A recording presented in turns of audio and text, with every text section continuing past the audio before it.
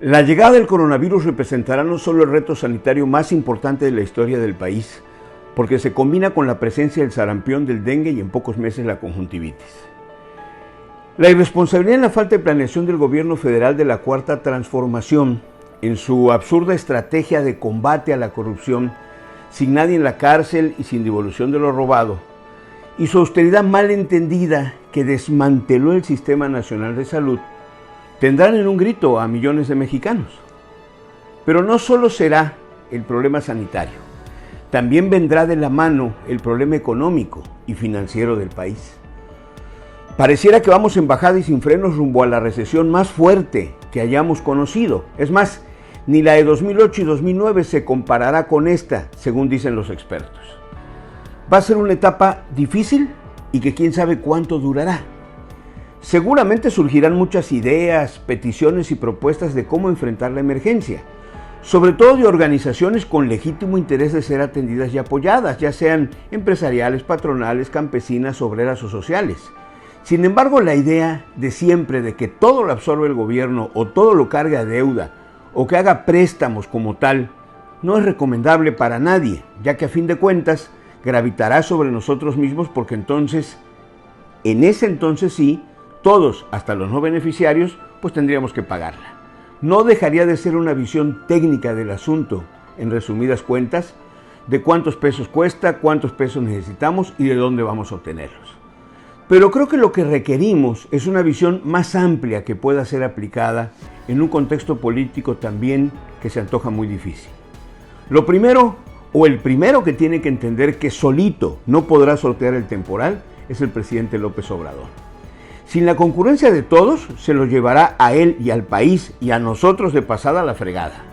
Y eso implica que tenga rasgos y gestos de humildad, que deje de polarizar, de insultar, de calumniar, de adjetivar, de dividir y de enfrentar, que modere su lenguaje y sus modales y se dedique a gobernar y a concitar a unidad en lo fundamental. El obligado cambio en la vida de todos, desde la manera de trabajar, de consumir, de divertirnos, de vacacionar, va a implicar un vuelco drástico en la actividad económica del país. Pensemos que estas restricciones que estamos sufriendo de no salir, de no poder ir a trabajar, de evitar el contacto directo entre personas, va a tener un límite o un fin. Pero de ahí, cuando esa etapa haya terminado, empezará otra, que también puede volverse difícil porque duraría hasta 5 meses. La falta de actividad en la economía reducirá las ventas, las compras de insumos. En consecuencia, las empresas empezarán a operar con números rojos y vendrán los despidos de personal. Quienes están en la economía informal o por cuenta propia, pues no podrán sostener mucho tiempo su trabajo porque los ingresos disminuirán de tal forma que no podrán sostenerse. ¿Qué pasará entonces?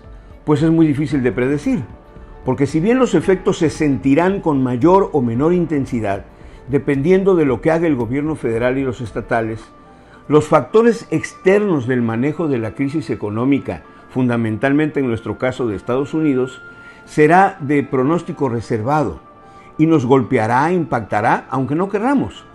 De entrada, se antoja por simple lógica que deberá de hacerse un replanteamiento muy rápido de ajuste de la política económica y presupuestal del gobierno y de las reglas de las políticas económicas privadas.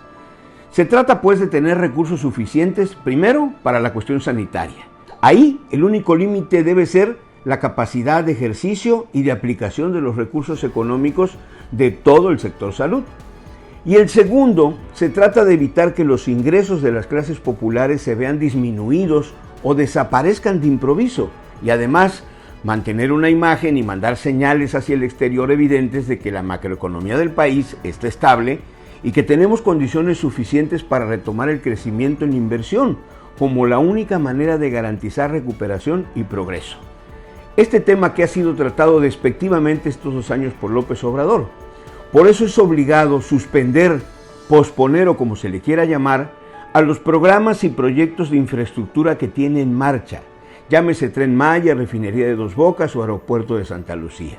Porque ahorita solo succionarán un dinero que hace falta para las causas que arriba enumeré. Y tampoco es aconsejable endeudarse, porque los réditos serán altos, porque nuestra credibilidad financiera y nuestro crédito país está muy devaluado y poco apreciado, también por los actos de gobierno del presidente Obrador, como fue la canción del aeropuerto, recientemente la fábrica de cervezas y refrescos en el norte del país, o la cancelación de contratos en materia energética que ya estaban avanzados y asignados desde gobiernos pasados. Porque habrá que definir, una vez tomada conciencia de lo importante de la suspensión de esas obras, que el camino no es seguir en la regaladera de recursos, y menos ahora a los empresarios grandes, pequeños o medianos. Esa no es la manera de resolver el problema. Lo que se trata es de estimular a quienes se comprometan a mantener el empleo, a no cerrar sus negocios, a seguir pagando a sus empleados. De manera que las exenciones o créditos en pagos de impuestos, derechos o obligaciones fiscales sean en función de eso. Y además, los subsidios, si se dieran, deben de ser al salario de los trabajadores, al ingreso de las personas, no a la inversión del capital. Medidas como suspender las aportaciones obrero-patronales a las Afores y al Infonavit, como se ha propuesto, o absorber el costo de las atenciones médicas de enfermedades de riesgo de trabajo, invalidez, maternidad y otros del Seguro Social, e incluso, como algunos también han pedido, se subsidie parte de la nómina, pues deben de tener como propósito mantener el ingreso, y también obliga a legislar sobre nuevas formas de contratación y de trabajo. Pensar en la banca de desarrollo para ofrecer a las empresas créditos flexibles que demuestren garantizar los empleos. Y a nivel estatal, habrá que reorientar el dinero que queda para apoyar al sector agropecuario. Esa es nuestra única alternativa de sobrevivencia, ya que el petróleo, si bien atenderá una parte del desarrollo financiero y económico, durante 3 años por lo menos será más un lastre que un flotador. Invertir en las políticas de plantaciones, de ganadería, darles el toque adicional para que se transformen en empresas e industrias y pensar en la venta y producción de alimentos será la ventaja que Tabasco le puede sacar a esta crisis. Muy importante, y para terminar con este análisis, nada debe de ser regalado, es decir, debe de hacerse plena conciencia de que se estará tratando de mitigar los costos de la crisis y hacerla más llevadera, pero hay que estar conscientes que superada la crisis, los apoyos se tienen que pagar. En el 2021 o hasta el 2022, pero se deben de pagar en términos fiscales y equitativos. Lo cierto es que la certeza es necesaria, las soluciones son demandadas y la seguridad serán apreciadas como virtud del que gobierna. Ojalá y así se haga y así se vea. De peores cosas hemos salido y yo tengo la confianza que si nos organizamos, también saldremos de esta.